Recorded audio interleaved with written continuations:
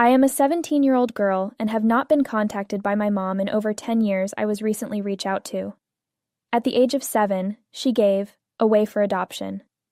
Luckily, I found a family who could take me.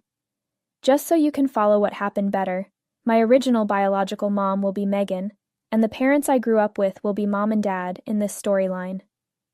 Megan had me with my actual dad when she was probably 20 years old. She dropped out of the college because she was pregnant with me, but my biological father finished his education, and they were married shortly after he graduated. He was diagnosed with leukemia when I was 3 years old, and died just after my 7th birthday. Just because my father has now died does not mean I lost him in any sense of the word, and quite frankly, that process had begun long before I give up my custody. Megan sold me, and then within 24 hours of my dad dying, I moved in with a family. Even today, with 10 years under the bridge since then, I remember it as vividly primus yesterday. I felt angry and bewildered by what was happening. I recall being told by many that I was going to be okay, and my father is in a better place anyways, but all I wanted to do was find out how he felt. He was pretty sick, but there he would be whenever I wanted to see him. Even after his death, I was not allowed to say goodbye. I hardly had time to digest these things when my new family arrived at the scene a day after my dad passed away. These people, my mom said, are going to take care of me for a few days. But days changed into weeks, and weeks turned to months, then years. I waited for my mother to call me. I cried a lot at first because I felt my mother and family had abandoned me. A couple of weeks after my mom and pop had me, my real grandparents showed up to see me. I have been contacted by them since I was too young to know back then, but when I turned 14, they could no longer dodge my endless questions. Because I was adopted, and as such, really wanted to know what had happened with my birth mother. I wondered why all of this had taken place, because I could distinctively remember getting along just fine with my birth parents when I was small. Megan took the news of her biological father getting leukemia as well. Fate had it in for us. My grandparents and my mom and dad told me what was up. She was with my stepfather, but instead of going home to be there for him and mend the marriage, she started sleeping around on her uncle. That was scary enough as is, but we didn't ultimately learn about it until 6 months prior to my father's death. By that time his health was so terrible, the affair had also been exposed. My uncle and Megan never told him about it. When he broke up with that woman, Megan would hunt my father down. She decided when all was said and done, she needed to be around him. Megan and my uncle went to confront their affair to the parents. My grandparents were disgusted, but thought better of speaking in front of their wounded son. They didn't want him to have known any of this. He were going through a hard time as it was. Not long after, around the same time, my uncle and Megan spilled the beans to my grandparents about the affair. They announced they did not want a part in raising, so discussed putting me up for adoption. It is the choice Megan stood by. What I remember her saying to me was, she had been way too young at the time that Elle was born and hadn't wanted to be a mother. And she can't now, and has let me be, due to pressure from her parents for a grandchild. Conclusion: her parents saved her from leading a very different life. I was not wanted in the first place, and without a father, she did never want anything to do with me, so I would have went off either way to a children's home. I left things at there, wound up so tightly that they couldn't possibly let me go away while Dad was alive. It would be the answer a couple of years later, when he died. After that, they made my mom and dad come get me. It was a surprise to my adoptive parents, but they wanted one more child so that their family could be whole. They had been trying for a baby again since then, but it was too hard on my mom. My parents just had to wait too long for me. I must be already too far gone. They hoped someone much younger needed the parent outreach. They were not going to have them slip away at their present location, put a block on any and all contacts with adoption agencies. So in the first place was a cousin of my mom's who is friends with Megan. They knew they needed to rescue me of that sort, and have come across my way. Straight to my mom, no agencies needed. It was mostly because the busybody Megan, who got it in her mind when offered me that Bitch, we know I had trouble getting anyone to adopt a 7-year-old from my agency, so fine. Let them have me. They interviewed her 4 months before my dad died. 2 weeks after he passed, it was official. Wearing Miu Miu pre-fall 2010, hood and yoke velvet dress, check shawl, monk vest, film camera, clutches. Jason and I were saying that after my dad died, my mum and dad thought I'd go stay with Megan for a days or something. Then they just sent me home the next day. Read. Found out that indeed, other people knew. Megan had put me up for adoption, and I thanked the heavens that these guys were picked to be my dads. Most adoptions are of younger children, so I was lucky to be placed with such a great family. My mom and dad love me. My older brother has all he could hope for with a little sister. But I am one of those very lucky people that has 4 sets of grandparents in real life, so you can imagine how spoiled I got as a child. None of us kept in touch with my uncle or Megan after Dad's death. They never even came to his funeral, that my grandparents on my side planned. I mean, everyone is going to be there because it sucks, and for me was like Groundhog Day at the time.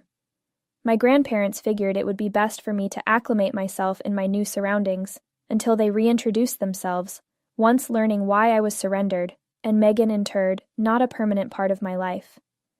I thought I would feel excluded, or at least a little annoyed, but mostly I was relieved that she basically confirmed the fact that good thing I did not spend my life with her. I found my way to people who actually liked me. I turned 17 earlier this year, and in a few months, I will be off to college. I don't even give about Megan or my uncle as to what have they been doing. However, for the last few days, I have found it impossible not to think about them. She had messaged me on Instagram, and we agreed to meet up and talk things through. Since I have a public account, it is not hard at all to locate me. At first, I did not even know why she was contacting me after a long period. So I asked her why she wanted to suddenly be my friend again, but not before inquiring about a few details. Sent me a long message, full of emotion that those years had passed, but that she still hated herself for giving me away. She put her commitment to my uncle before us, her children. That she knew it was not her place to make me come back as a daughter, but wanted at least that I know she is not all wrong here. Her only sin was having gotten into so much too young, not understanding the downside of all these commitments. She was under too much stress, hence why she made many wrong decisions. Still, she never felt sorry she'd carried me. My family may have been long calling it, but she was simply not built to be a mother. She had wanted to make it up with me. I thought it over, and I finally agreed, purely out of curiosity. I did not tell my parents or grandparents. I met that one myself, just for giggles. Little did I know how many people want to just make peace with me, mighty, and most of all MHM for wanting only that in the first place. She needed my help. I should have known that, but I have a bad habit of thinking everyone is good at heart, with the exception being Megan. But we still had lunch, 2 days ago. She first appeared to me to be very friendly and kind. She attempted to justify her long story, saying that it was completely out of my control. She had no choice but marry him since their parents insisted so. Drop out from university after marriage and become a full-time mom for me. The truth is, she did not want any of them, but was forced into because her parents wanted. That's what she divorced her for, a few weeks after he told them the news. This is the reason she cheated. She did not regret it because she thought that my uncle was her soulmate. She was happy to have him because she has been happily married with him for 8 years. She was in tears as she discussed the situation with her marriage and brought up my uncle. It's one of the reasons she sought me out. I thought she wanted me to help her make up with my parents and his. The woman who put me up for adoption, passing them over without a word for 10 years. They both have been fine with it a while ago, but my uncle started fighting Megan every single time. He yearned to reunite with his parents, but he knew that they would be unable, even if their hearts did guide them back together. He was blaming Megan for some reason, as he says that if she hadn't been so quick to give me up, maybe I wouldn't have gone sour. Every solution she had in mind was to somehow get me speak things out with my grandparents and make them settle differences between him, her, as everything else failed. If only she could save her marriage from crumbling, perhaps. She had been fighting with my uncle a lot these past few weeks, but she began to like in that moment of desperation. I never made a bigger mistake in my life than going to that woman. It was obvious she did not mean to truly apologize or make things right, even when it was about saving her marriage, and she only come to me because I had been doing so. And be even selfish to dig her out. Hell no, I wouldn't want to do that. After listening to her, I admitted that she was not going to get me with crocodile tears. Now I was headed for the door, but she said something to me along the lines of, had I been in her situation, then it would have made more sense. She claimed to be a mother who was shoved black into her body when she knew it wasn't something she had the mind for. Yet I have been forcing myself thinking of and doing what could make me such. If I couldn't see that because my family had brainwashed me into behaving as they did, then the truth of what those same people were day in and out. Well, the first thing that really upset me was she only mothered me for 6 or 7 years, and during my life we had plenty of active mothers. I know my grandparents did not tell her to leave college. That was something she decided on. Many times they reminded me that I was born because my mother decided to be a parent. Only they told her to have me first, and then take it from there, misinterpreting this as pressure by them. So if you had to choose who to believe, those two or my grandparents. Chances are I am going with Grammy and Gramps. I said she should sell her baloney to someone who was dumb enough to buy it, but I wasn't. When she was apologizing and telling me what really happened, I told her that nothing of those words came true, yet still at my end, sending numerous calls and messages to get hold on the truth. Instead, she tried to solicit help for her, thereby detracting from the weight of her apology. She told me to help her, as if I owed it to her, even though we were not going out. It was my mom who raised me, not her. And I exited the restaurant and returned to our home. When I got home, she sent me a voice note crying. I knew she was still in the restaurant, though, because of some background sounds that I could make out. It did nudge my guilt slightly, though, because you would have to be quite upset in a public area for that weeping, I think. In any case, she was crying and telling me that it was a really bad thing for me to say we had no relationship. Regardless of what had transpired, she was my blood, and I her child. But despite everything, she still thought of me as her daughter. I have no response to her sake. She just really isn't like a mother to me anymore, and I don't care that it makes me sound horrible for saying so. My mother hasn't been my real mom in 10 years. Her crying on the phone, I feel messy and torn up inside. Not even to this day have I been able to block her. She is no mother to me, but she remains the human being who are tied up with my own. Aita. For telling my biological mother, I no longer consider her my mom. Edit. Hi. I hope you read my post. It is very clear I have not told my family back-end remix split. I doubt they would agree with me going to see Megan, and so I did not tell them until after my decision was made. It is time I pay them back, and I will for sure tell them about it. This time, however, I just wanted it to be a decision that I reached on my own. Also, considering I was supposed to be a decoration on my father's arm, and the fact if did tell them, they would have probably locked me in some tower, so no boy meets girl. They all hated her, and justifiably so. Hell, I probably just wanted some closure, which is why in the first place, went to meet with her. I don't know what I was expecting. She was going to apologize. I just wanted her to answer me, one last time. Her text ignited a powder keg of emotions in me, and I suppose that crazy cycle did the rest. Whatever it is, that I did go to meet her and it's done. You know, if I could go back again, I probably would not do it differently. I just sought closure, and now I have it. I don't regret what I did. You just have to say, fuck everybody and live your life the way you feel is right. Mistake or not, it would be your mistake, and that is what I think. Update 1. I told my family that I had visited Megan, and as expected, they were clearly very angry. Last week I met her. A couple of days ago she kept texting me and calling so insistently that eventually had to block her, with repeated messages and calls asking for opportunity to explain herself. I didn't even know what she was going to say, and I knew it wasn't worth finding out. That one meeting let me see she was okay, and it gave my heart the feeling of completion I needed. She was not there really willing to talk things through and make amends. She called me back because she needed my help. That is the only thing as to why she calls. Anyways, I did not wanted to speak with her, and well, it was about time I informed my family of the meeting. Today I called Mum and Dad, as well as both grandparents, to get them for a chat. My parents naturally were pissed off that I had gone behind their backs and disappeared without telling them where or who with. However, they still seemed to get it. And the worst part was, it hurt my grandparents.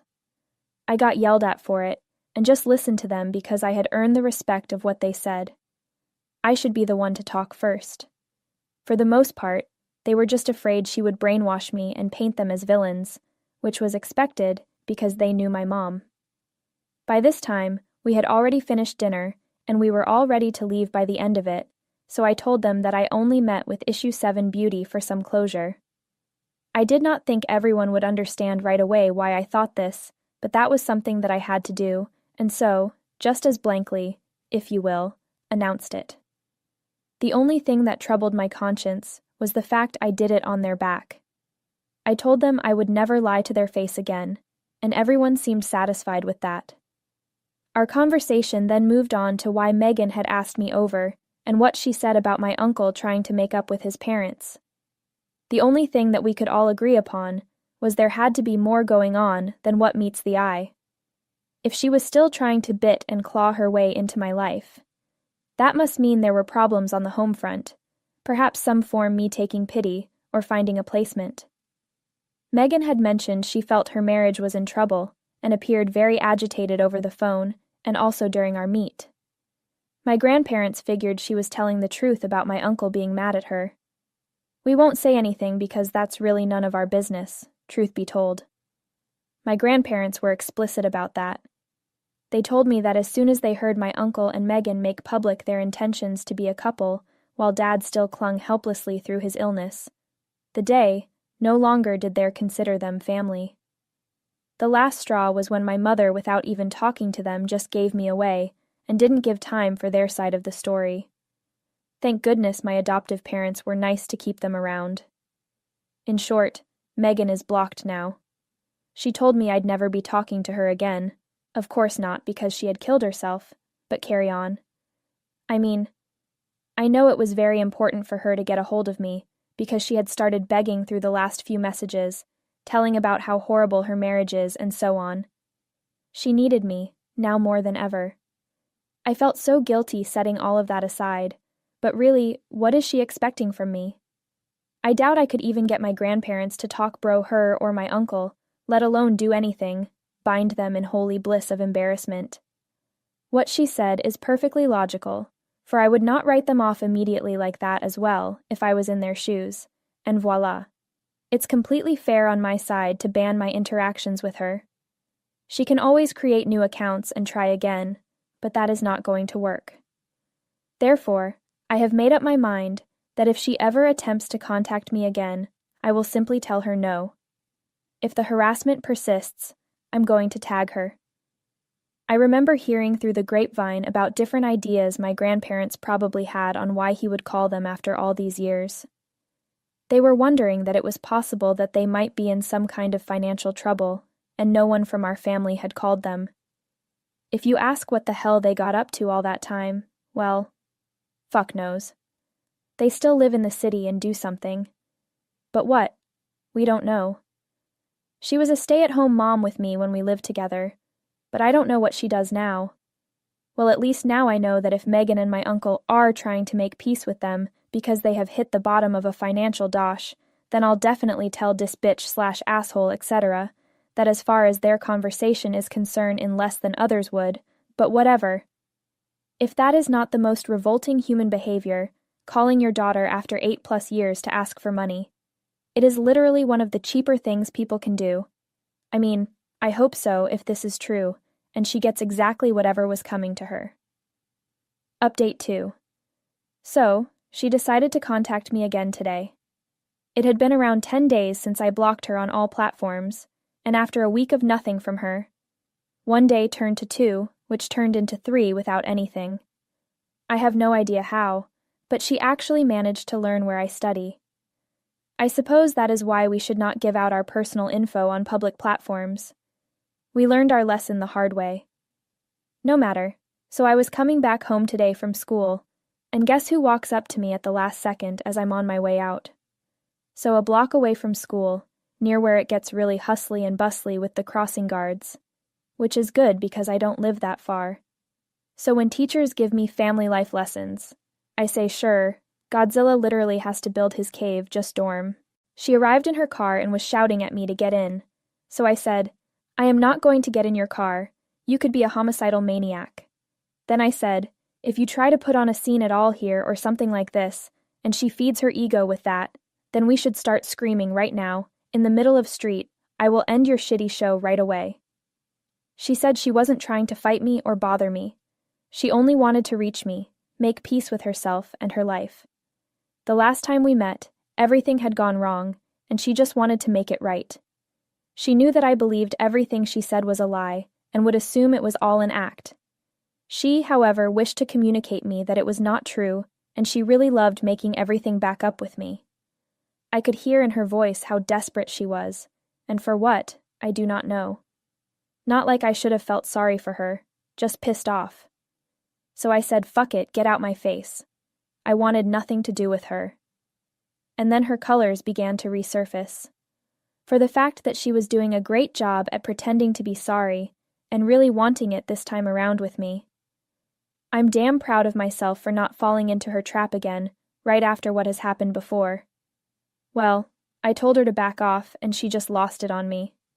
You fucking cunt, she said through gritted teeth, as though she was putting in a lot of effort to speak nicely before that. But now, if I wanted, depending on how things went from here, he would see to it personally there were mistakes made, and my life fucked up. The lady literally threatened me, and was like, you better watch your back. I just found it hilarious, because what was she going to do? As she continued to curse me, I kept walking, and eventually with one final finger up sign as well, away in her car. I was so relieved. When I finally made it back to my room, and relayed the information on the phone call that evening with my parents in attendance, we all gathered around once again. I think we can get a restraining order since she has threatened me. We assume that is what will happen, and I have no beef with it. Honestly, I would like that just so she wouldn't haunt me anymore. Update 3. My parents filed a restraining order against Megan not 2 days ago. She had been served and lured only made my uncle decide to finally reach out his family. Of course it was money, just like they said all along.